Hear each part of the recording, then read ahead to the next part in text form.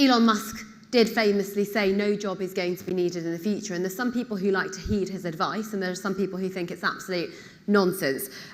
Is it really a threat to our careers? Is there a timeline that we should be looking for? What are your views? Far be it from me to disagree with Elon on anything. I think it's transforming work as we know it, but this is not the first industrial revolution, right? And so I think there's something about, there used to be folks that you went to a bowling alley and they'd put the bowling pins up, right? Or there used to be folks who were lift operators. Like there's so many things that technology has advanced. And what are those folks doing? What do they do now? The people that were putting those bowling pins up, the people that were sat in lifts all day, the ones in Marvelous Mrs. Maisel that were kind of doing the phone interchange. What are they doing now? And to something that Neil was just saying, the tech is a tool.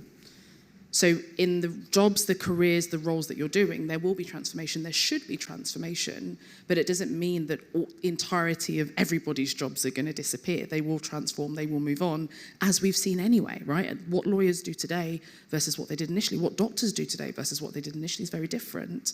And so I think this is why I always give my advice and my mindsets at the end is, you're a human being, not a tool. I'm going to die trying with education is my answer. I've built... Don't say that, Priya. I will. I mean, can I be honest with all of you? And I think some of you will have this... If you're going to die, what about the rest of us? Yeah, but I'm already dyeing my hair every 4 weeks because I'm in the education sector and I've built AI in education. When we talk about change management and being slave to change, I live it and I feel it. And the education system, I think I headline at every event for the last 10 years, including tomorrow at HMC, Headmasters Conference, including the Girls' Schools Association, you name it, trying to transform education. Look, my short answer to that, and I definitely want to ask for Anne-Marie and Neil's closing comments on education, is we treasure what we measure.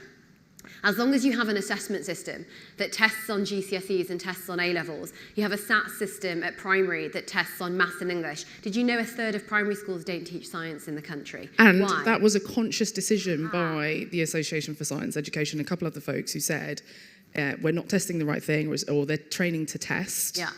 And so they removed it.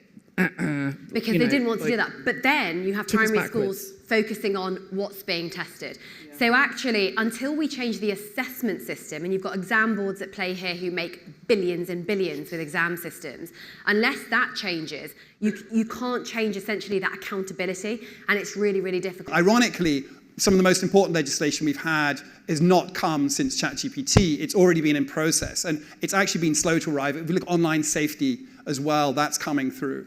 I think that the thing that we've been trying to urge government to do is to do a gap and overlap analysis amongst existing regulators. So current UK policy is to support existing regulators to manage in their domains, because actually, you can't talk about so much AI in general, you can only talk about it in deployment. Is it a medical application? Is it an education application? And because of that, the policy in the UK has been to support existing regulators. I think if you want to be angry about something, be angry about the fact they've only given existing regulators £9 million to tool up, whereas they've given £100 million to an AI Safety Institute, which has an unclear role in all of this. Right? There should be £100 million to regulators, and that's where things have been going wrong in terms of the resources regulators have needed, because the policy we have in the UK, I mean, I'm not saying it's perfect, I think it's pretty good, but really it's all hinged on the regulators being able to become more agile, more understanding of the technology, what people think, and we're not seeing that happen at the moment, would be my argument, and that makes me deeply worried, and unfortunately that's not the sort of thing, even in good press, that people are pointing out. They're too... The Elon Musk stuff is dominating their heads rather than the nitty-gritty of what we need to do. One of the groups I work with, AI and Education, has a teachers practitioner group that is just deploying this in practice, sharing best experience, trying to understand how we can improve education, but empowering the teachers at the coalface. And we need to do that not just in education, we need to do that in health. We need nurses not to be data entrants, but to be people who are working with patients, doing the thing that they wanted to do. And I do think this technology, in the end, can provide us a route to doing that. I agree with everything Neil said, apart from DfE are doing a good job. Well, it's a lot better than a lot of other departments. It's more relative. I also disagree. I think they're bringing up the rare. The chair always where has the last word. DCMS DfE and are not BASE doing a good enough so job. much more. DfE have been asleep at the wheel because you lose elections when you change education policy, which goes back to my social. And the other point is, how can you be brilliant at policy when you have 5 secretaries of state in as many years?